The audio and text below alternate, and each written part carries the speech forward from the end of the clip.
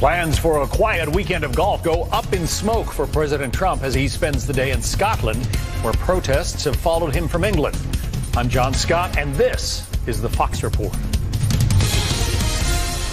From the capital of Edinburgh to his resort on the country's west coast, thousands of people across Scotland participated in demonstrations against President Trump as he looks to play a few rounds ahead of a high-stakes summit with Vladimir Putin on Monday. Now we're learning the two leaders will hold a joint news conference after their meeting in Helsinki. The summit still on despite opposition on Capitol Hill. Democrats arguing Mr. Trump should back out after the Justice Department indicted 12 Russian intelligence officials for election meddling. Senator Lindsey Graham saying Mr. Trump should be tough with Mr. Putin when they meet face to face. And if I were the president, I would not ask Putin, did you do it? I would reject his denial. I know you did it, and if you continue to do it, we'll never have a good relationship. I desire a good relationship, but you got to stop meddling in our elections. Kevin Corke is in Glasgow. Kevin, was there ever any question the White House would go through with this summit despite the opposition to the talks by Democrats on Capitol Hill? None at all, my friend. No question. They said, listen, we're going to do this. In fact, Secretary of State Mike Pompeo was asked about that, and he said, listen, we really strongly believe that meeting with Vladimir Putin will put America in a better place. And so, yes, the two leaders will meet each other Monday in Helsinki, Finland. They'll also meet the press sometime between 9 and noon. Now, I say that because of that massive time difference between Washington and Helsinki, about 7 hours. And so we're thinking sometime between 9 a.m. and noon, the two men will have that press conference. Of course, we'll bring you that right here on Fox News Channel. It's a chance, by the way, John, for journalists to quiz the Russian president about Syria, Ukraine, Crimea, election meddling, nerve agent murders, and, yes, working with the U.S. to improve relations and business opportunities between our two countries. Again, coverage live for you right here on Fox News Channel on Monday. So we know, Kevin, the president hit the links today at his golf club there in Scotland. What else is he doing this weekend? Yeah, a bit of a golf respite, right, especially after a number of meetings over in Belgium and certainly in England as well. So the president hit the links today. Now, that also comes as he has to continue his preparation for the summit coming up Monday in Helsinki. In fact, White House officials tell us he will do that throughout this weekend. Now, tonight it's obviously time to hit the hay, as they say, but tomorrow maybe a little golf and then once again back to his preparations before Monday's meeting in Finland. But as you can imagine, free speech being a cornerstone of any good democracy, there were some competing voices being heard this afternoon here in Scotland. Protests greeting the president over in Edinburgh, much smaller scale than what we saw in London. Meanwhile, I should also point this out, John. Some protesters actually turned up at the President's Club over in Turnberry. The usual tranquility and undulating beauty of the countryside there disrupted, starkly so, by chants and signs and some jeers from a few of the locals. Now, the president himself, frankly, didn't seem to be bothered by all of it. Just took it in stride, wrapping up his round this morning, waving at demonstrators at one point, and yep, he kept right on playing. A relaxing evening tonight here in Scotland for the first family, but tomorrow a little bit more golf and definitely preparations for Monday's big meeting in Helsinki. John, of course, will be there for you, but in the meantime, back to you in New York. And I hear he is a very good golfer. Kevin Corke, thank you. Meanwhile, Deputy Attorney General Rod Rosenstein talking about the indictment of 12 Russian government officials for meddling in the 2016 election. He says their goal was to hurt Hillary Clinton, but there is no evidence of any impact on the outcome of the election. Rosenstein also making it clear no Americans were indicted. There's no allegation in this indictment that any American citizen committed a crime. There's no allegation that the conspiracy changed the vote count or affected any election result. Jillian Turner has more on this from our D.C. bureau. In a new 29-page indictment the DOJ released yesterday, the Russia special counsel draws a direct link between Vladimir Putin's government and election meddling. The indictment charges 12 Russian military intel officers with conspiring to interfere with the 2016 presidential election. Specifically, they're accused of hacking and releasing emails from the Clinton campaign, the DNC, and the DCCC. Both the Deputy Attorney General and the White House taking care to point out one particular feature of the indictment. the fact it doesn't include accusations that any American citizens committed any crimes. Experts say the reality is that the Russians are highly unlikely to extradite any of their officials to the U.S. for prosecution. When we confront foreign interference in American elections, it's important for us to avoid thinking politically as Republicans or Democrats, and instead to think patriotically as Americans. And in the wake of the indictment's release, condemnation of the administration's handling of election meddling has been swift and indeed bipartisan. These indictments are clear proof that the Russian investigation is not a witch hunt. My hope would be that the president and his allies would cease and desist from calling the Mueller investigation a witch hunt. And a statement from senior Republican Senator John McCain says in part, quote, despite repeated warnings from our nation's top intelligence and military leaders, the Kremlin's efforts to weaken our institutions have continued unabated with insufficient action taken by the administration. This special counsel bombshell comes just 2.5 days before President Trump slated to meet with Putin one-on-one in Helsinki. It's a high-stakes summit with top-tier national security issues on the agenda. But now, many Democrats are calling for President Trump to cancel it in response to this indictment. John? Jillian Turner. Jillian, thanks. For more on this, here's Axios reporter Erica Pandy. What a wild turn of events, the indictment of these 12 Russian government officials just ahead of the Putin-Trump summit. Absolutely, and let's not forget NATO. I mean, the timing of this summit was already something that people were talking about because allies were worried that the president was going to slam NATO allies and then go praise President Putin. And then on top of that, we've got these indictments. So there's just that much pressure for the president to unambiguously condemn Russia on election meddling here. There's an argument that the meeting should be canceled and Putin shouldn't be rewarded for election meddling with a leader of the free, for election meddling with a meeting with the leader of the free world. But the argument, for going ahead with the summit is that this is the time to confront him on this issue. There's been a lot of press about the fact that observers say there's more in this for Putin than there is for President Trump, that by being seen on the world stage as sort of a co-equal, he can spin that to his own people, much to his advantage, more so than our president can. Right. I mean, people said the same thing when the president met with North Korea's leader, Kim. They were saying don't legitimize him with a meeting with the U.S. president. At the same time, I mean, Jillian said it, there's so many high stakes security issues here that a meeting really is necessary. And, you've got indictments is one issue, but then there's Syria, there's Crimea, and we've known that Putin is one to surprise world leaders at the negotiating table. So the president needs to go into this prepared and, with backup. All right. The question of this whole election meddling thing obviously has been bedeviling this president. He sort of changes the focus by suggesting that the Obama administration could have done more. Listen to this.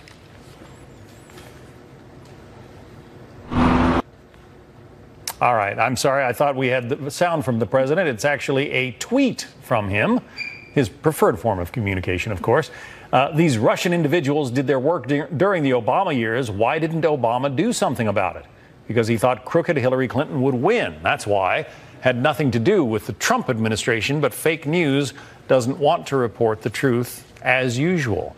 The fact is, there is more that the Obama administration could have been done, and they were aware that much of this meddling was going on, right? Absolutely. I mean, the president does have a point there. The Obama administration could have done more, could have said more. But the thing is, he's president now, and it's for better or for worse, it's in the president's hands, President Trump's hands, to do something about this. And that's what concerns experts the most, is that he hasn't publicly condemned Russia on election meddling as of yet, even though Secretary Nielsen has and DNI Coates has just this weekend. Some have suggested that the president might be willing to sort of assent to Russia's annexation of Crimea in exchange for something else, perhaps help in Syria, perhaps help with the Iranians. Right. We saw that happen with China. We had the ban on the Chinese phone maker ZTE, and then for Xi's help on North Korea, the president sort of acquiesced. That could definitely happen, but the president has said in his press conference with Prime Minister May that he definitely will be bringing up Crimea and will be bringing up Ukraine. So we'll see what happens. As for the views of American voters, voters. According to the latest Fox News poll, 53% of Americans say President Trump is not tough enough on Russia. That is up slightly from April when we last took that poll. And there's Senator Lindsey Graham, who says that President Trump has to convince Putin that he can either be his best friend or his worst enemy. Listen. He's got to convince Putin that there's a better relationship available between the United States and Russia, but here are the terms and conditions, and if you fail to meet those terms and conditions, I'm going to be your worst enemy. I could be your best friend, but I could be your worst enemy. And if Putin doesn't believe that, that will be a mistake. These are two well-matched leaders. I mean, President Trump considers himself a great negotiator, wrote The Art of the Deal, but Vladimir Putin, trained as a KGB agent, trained in all kinds of subterfuge and psychological warfare. It's going to be an interesting meeting. Absolutely. I mean, the examples of what Putin does, we had that story of him bringing in a dog into the meeting with Angela Merkel because of her fear of animals. Former leader of Latvia said he told her that it was going to be an informal meeting, but then showed up with a big stack of papers. So he's got that under his belt of surprising world leaders. And then one thing to look out for right away, while the president has said Crimea is going to come up, Putin's spokesman is saying that it's off the table. So, I mean, things are already looking off kilter here. Yeah, because obviously that is still an issue that is of vital importance to the United States, and President Trump likely would want to talk about that, right? Exactly. But then, whether Putin wants him to or not. Exactly. So, I mean, he'll bring it up if he wants to. But then again, we saw him call for Russia to be let back into G7 when Crimea was the actual reason that they were kicked out. So, I mean, we'll see what happens. There's just no telling. Erica Pandy, we'll talk to you again a bit later. Right, thank you. Well, the battle over the president's Supreme Court nominee heating up, with the latest attack on Judge Kavanaugh coming from a very high-profile Democrat. But Republican Senator Mike Lee thinks Kavanaugh still will be confirmed. I nonetheless predict we'll end up with every Republican supporting Judge Kavanaugh's confirmation. I also think we'll end up with a few Democrats. Lauren Green joins us live from New York City with more. Lauren. Hey, John. Well, you know, this entire week for Democrats has been about pushing back against Trump's Supreme Court nominee. Hillary Clinton and Senator Elizabeth Warren are the latest to add their voices to the chorus vehemently opposing Brett Kavanaugh. Hillary Clinton delivered a fiery diatribe to the American Federation of Teachers Union in Pittsburgh last night. She equated the choice of Judge Kavanaugh to the High Court with reversing every social change in the last century and a half. I used to worry that they wanted to turn the clock back to the 1950s. Now I worry they want to turn it back to the 1850s. And speaking this afternoon to the same group, Senator Warren vilified the choice for what it would mean for unions. Trump didn't name someone who would stand up for working people the way he promised. Trump didn't name someone who would help the unions, or even someone who would just leave the unions alone. No, Trump's nominee was the deciding vote in the Janus case, which is the latest attempt to break the backs of the unions. Now, critics have said the venom spewing from the left is less about Kavanaugh and more about hostility towards Trump. John? Lauren Green, what about the Republicans? What are they saying? Well, you know, very few Republicans have fired back any really big salvos back today, and many who spoke this week defended Kavanaugh's character or expressed confidence in the confirmation process. Senator John McCain tweeted, Judge Brett Kavanaugh has impeccable credentials, a strong record of upholding the Constitution. And while Louisiana Senator John Kennedy said he would hold Kavanaugh to the same standards as the last nominee to be confirmed, Neil Gorsuch. I want a person of wisdom, but also someone who has the courage of his convictions. I want to know what's in his head, but I also want to know what's in his heart. The bottom line is Republicans control the Senate and may only need a party line vote for Kavanaugh to become the next Supreme Court justice. Now, no date has been set for the Senate confirmation hearings to begin. Majority Leader Mitch McConnell says he expects they'll start in late August or early September. And then Kavanaugh could be confirmed in time for the High Court's new term on October 1st. John? Lauren Green. Lauren, thank you. Right now, Defense Secretary James Mattis, meeting with his counterparts in the Balkan states, says a top U.S. intelligence official compares the threat of cyber attacks today to warning signs before the terror attacks of 9/11. Plus, should the transcript of Lisa Page's closed-door interview with House lawmakers be released? One congressman says yes. I've been a big supporter of releasing the transcripts if you're going to do a deposition. I think at a minimum, the transcript needs to be released to the American people. Absolutely.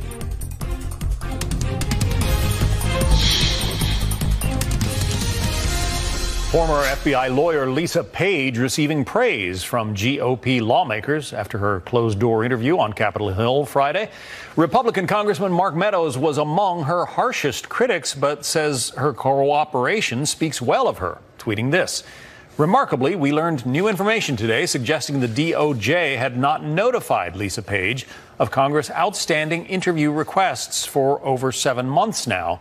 The DOJ FBI appear to be continuing their efforts to keep material facts and perhaps even witnesses from Congress. This comes just a day after FBI official Peter Strzok, with whom Page had an affair, was grilled publicly for the first time. Two top members of the president's national security team expressing concerns about threats from Russia. Defense Secretary James Mattis, seen here meeting with Balkan defense chiefs in Croatia, as National Intelligence Director Dan Coats warns about the threat of cyber attacks. National security correspondent Jennifer Griffin has more from Washington. Jennifer, this warning from DNI Dan Coats, what can you tell us about that? Well, John, it's notable that his prepared remarks at the Hudson Institute on Friday came shortly after the Justice Department announced the new Russian indictments, and just days before the president meets Vladimir Putin. An important message from the head of U.S. intelligence. He warned about escalating cyber attacks on U.S. digital infrastructure, as well as the power grid, ahead of the midterm elections. Director of National Intelligence Dan Coats issued the kind of warning reminiscent of pre-9/11 intelligence warnings that went unheeded. The warning lights are blinking red again. Today, the digital infrastructure that serves this country is literally under attack. Every day, foreign actors, the worst offenders being Russia, China, Iran, and North Korea. The U.S. intelligence director singled out Russia as the most aggressive foreign actor in terms of cyber attacks against the U.S. He accused Russia of continuing to undermine U.S. democracy, adding, quote, "We are just one click away on the keyboard from a similar situation repeating itself," a reference to the 2016 election hack. This week's Justice Department indictment says 500,000 U.S. voters had their data stolen by the Russian military intelligence hacker who managed to get into various state election boards, John. And we just saw the NATO summit. What has Defense Secretary Mattis been doing since then, Jennifer? Well, he left Brussels and went straight to meet with two NATO allies. When Defense Secretary Mattis met with his Balkan counterparts, he did not mention Russia by name in his public remarks, but it was clear who he was referring to. On board his plane, he called Russia out by name just days before the president is set to meet Vladimir Putin. Russia factors in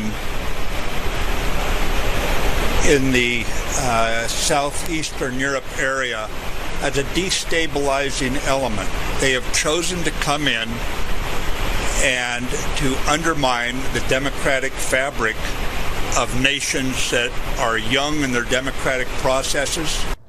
A new Fox News poll this week shows voters think President Trump has been too soft on Russia, yet a majority approves of his July 16th meeting with the Russian president. A 53% majority thinks President Trump is not tough enough on Russia, including 32% of Republicans. The president still plans to meet with Vladimir Putin with only a translator present, raising concerns among intelligence experts who believe that that is an extremely risky decision. John?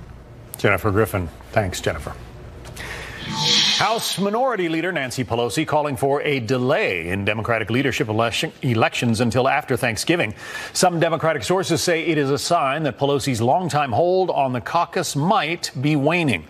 Several lawmakers and Democratic House candidates are openly calling for change at the top after Pelosi's nearly 16 years leading the Democrats Ohio Congressman Tim Ryan unsuccessfully challenged Pelosi in 2016, but Ryan has said he might try again.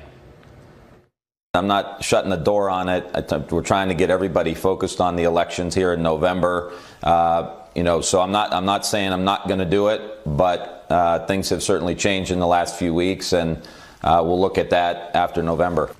When asked about Ryan as a possible challenger, Pelosi downplayed his chances, calling him, quote, inconsequential. A Supreme Court showdown is brewing over the president's nominee for the High Court, Judge Brett Kavanaugh. How Democrats are reacting tonight. Plus, the Democrats calling on the president to cancel his meeting with Vladimir Putin after the indictment of Russian officials for meddling in the 2016 presidential election. The growing concern over the threat from Moscow next. If he and his team are not willing to make the subject of this indictment of Russian interference a top priority in the Helsinki meeting, then the meeting should be canceled.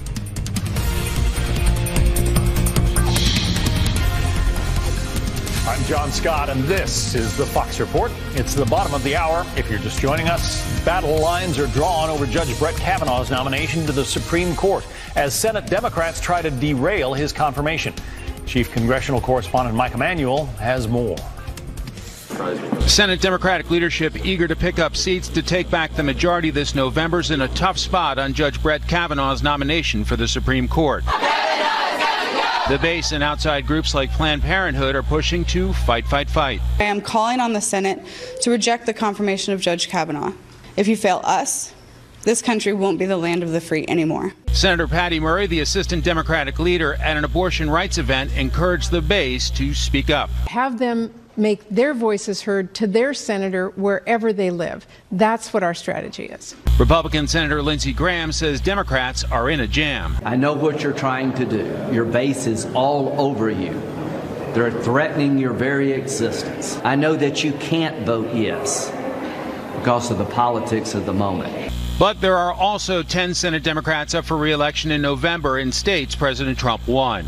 So voting against his Supreme Court nominee could put them in jeopardy with their constituents. What base would that be for me? Mitch McConnell's not pressuring me. Chuck's not pressuring me. No one's pressuring me, really. Digital ads are already running against 6 red state Democrats, pressuring them to back Judge Kavanaugh. Will Senator Heitkamp stand with us or them? If some of those red state Democrats lose, that also moves Democratic leader Chuck Schumer further away from becoming majority leader.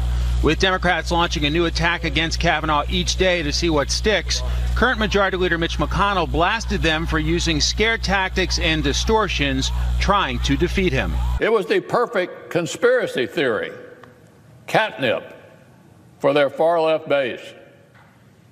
The only problem was it wasn't true. A blue state Democrat tried to shift the pressure to moderate Republicans Lisa Murkowski of Alaska and Susan Collins of Maine on the issue of abortion rights. Ultimately, the American people are going to make their voices heard to those small number of senators, it's a small number, who are going to determine the outcome here. A new Fox News poll reveals half of voters, 50% to 42%, want the Senate to vote on Kavanaugh's nomination before the midterm elections. That is something Republican leadership plans to deliver. On Capitol Hill, Mike Emanuel, Fox News. For more on this, let's bring back Axios reporter Erica Pandy. So we know that the pressure is on people like Joe Manchin, Heidi Heitkamp, Claire McCaskill. What have they been saying about Judge Kavanaugh? So they haven't, directly said how they'll vote, but they've definitely praised Judge Kavanaugh's credentials and, have said that he's impressive, have said that he seems to have a respect for precedent. And hearing that will definitely make the team trying to confirm him very happy. Because it makes it less likely that even if they lose a Republican vote or two, if they can pick up some Democrats, his confirmation then becomes assured. Exactly. And it's it's clear experts are saying that he's very confirmable. I predict that they'll even pick up a few Democratic votes on the way there. So there's a lot of pressure on these senators, really the senators from those red states, Democratic senators from red states. But what kind of heat can a guy like Chuck Schumer apply? I mean, it is galvanizing the base, you know, and it's for the Democrats to have them stay in line with the party. But again, I mean, these senators from red states, their constituents might want them to vote a certain way, and they might have to go with that instead of staying with the party. And there doesn't seem to be anybody who's really questioning his fitness to serve, his credentials, in other words. Right. I mean, you nailed it on the head. Purely from a credential standpoint, Judge Kavanaugh's credentials and experience just can't be questioned. And so the Democrats are coming at it from a different angle. Both sides have released thousands of statements. I mean, we looked at data from Quorum at Axios, and we saw that there were 25,000 statements released by both sides of the aisle just in these 5 days since the announcement. That's 1,000 more than were released about Justice Gorsuch. And they're hitting all the key issues. They're talking about Roe v. Wade, and they're talking about health care on the left. And then on the right, they're, you know, going back to his experience, going back to his credentials. It's interesting to me that, I mean, Justice Anthony Kennedy, whom he's replacing, or we expect at least he's nominated to replace, was appointed by a conservative president, Ronald Reagan. And so people find that the judge who has been nominated to replace Kennedy is, you know, has conservative credentials, and they're apoplectic over that. Exactly. And then that's just because Justice Kennedy over the years has become such a crucial swing vote on so many of these issues. You've got same-sex marriage, you've got unions, and then Judge Kavanaugh is a much more reliably conservative justice if he were to be confirmed. And so that switch of balance on the court. I mean, he's so far right that he's almost with Justice Thomas, whereas Justice Kennedy was so much more towards the middle of the spectrum. And that's what's worrying Democrats in the base. But you don't know really about these justices, how they're going to vote, how they're going to perform in office until they actually get sworn in and put the robes on. Absolutely. I mean, all we know is what he's done in the past, and both parties are looking to the past on this issue. But what he said in the past is that he does have a respect for precedent, and that's what these swing vote senators are really looking at. I mean, Susan Collins has said over and over again on the Roe v. Wade issue, it's about having a respect for something that's been law for 45 years, and I will support a candidate that does have that respect for precedent. And it seems from what Judge Kavanaugh has said and written in the past that he has that respect. But well, if Supreme Court precedent stood in every decision, you know, the Dred Scott case would still be upheld. I mean, there are things that have changed. The Supreme Court has changed decisions over time. Exactly. I mean, and that's what Democrats are arguing. There is really no telling from a political argument standpoint or just generally what is going to happen when these justices are actually confirmed. We heard Hillary Clinton earlier in the hour saying that the appointment of Judge Kavanaugh could take us back to the 1850s. Republican Senator Mike Lee had some thoughts about that. Listen. I think it reflects a certain animus that certain members of the Democratic Party have now harbored for decades toward Republicans. Personal animus that suggests that they believe that Republicans actually dislike people, actually dislike the rule of law, dislike the Constitution. It's not fair, and it's not backed up by a scintilla of truth. He's calling on her to rescind those comments. I don't suppose that she will, you know, comply, but it's interesting that she's still out there making pronouncements like that. Absolutely. I mean, from her and from others, there's definitely been incendiary rhetoric from the left on this. But I think part of the reason is that this is coming so close after the Merrick Garland, you know, event with Majority Leader McConnell pushing that vote until after the election. He's saying now that this is going to be wrapped up before November, and I think that's getting Democrats even more riled up. And he has also said that it was a presidential election that he felt should not be, deciding a Supreme Court nominee in the middle of it. Right. He said that the election is much more consequential, and he has a point there. Final thought, this questionnaire that Judge Kavanaugh has received, what's in it? What's it all about? It's all about the past. I mean, everything from his time presiding over court to his time at the White House. We know that when Elena Kagan was going through the confirmation process, there were lots of records requested from the White House. And so we might see that again, records requested from the Bush administration from Judge Kavanaugh's time during crucial decisions, such as, you know, torture in Guantanamo Bay. Get the Xerox machines ready in Washington. Exactly. Erica Pandy. Erica, thank you from Axios. New reaction after a Columbus, Ohio bump stock ban is ruled unconstitutional. A judge deciding the devices that modify the rate of fire on semi-automatic weapons are gun accessories that municipalities cannot regulate under state law. Hallie Nelson with Fox affiliate WTTE has more. Buckeye Firearms celebrating what they call a big win. Could have been spent doing something that might really reduce crime in the city of Columbus. A judge now calls the city of Columbus's ban on bump stocks unconstitutional.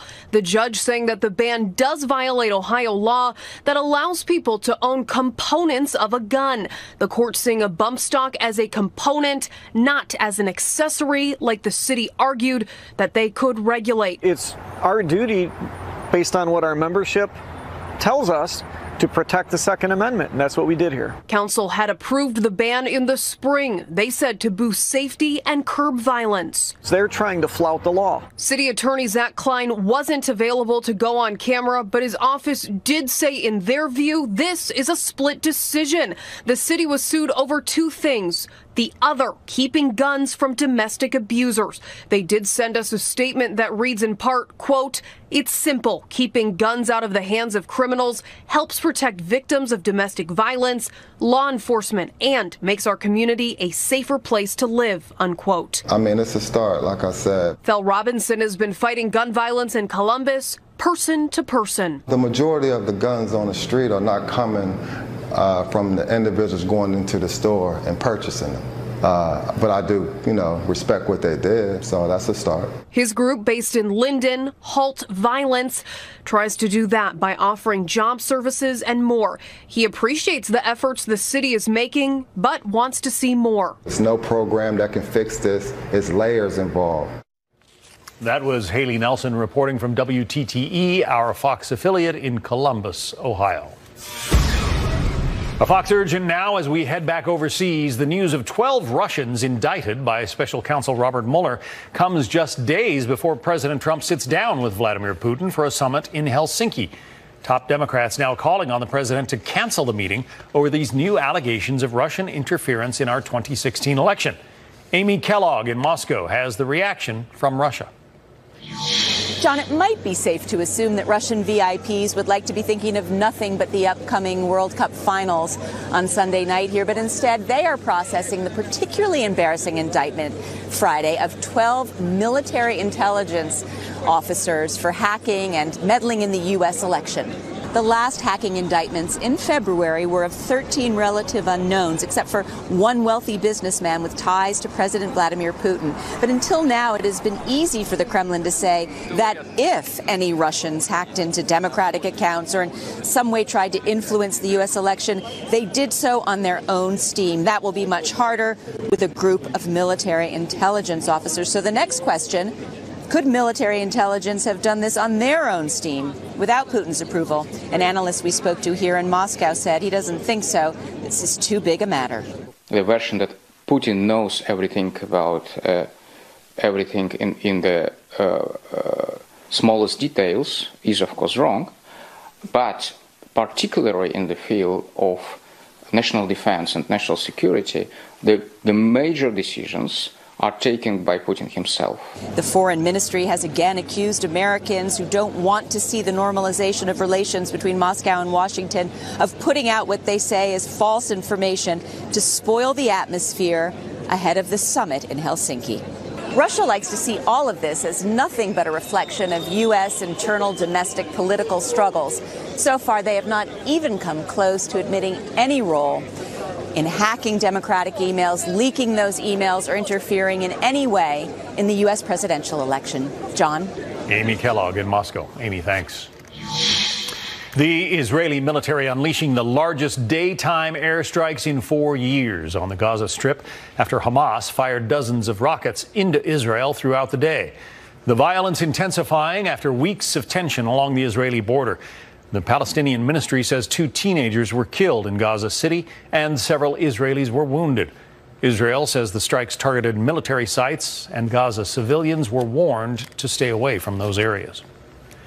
The Trump administration making headway in its effort to reunite migrant families separated at the border. But the ACLU says it's not enough, what they are now demanding.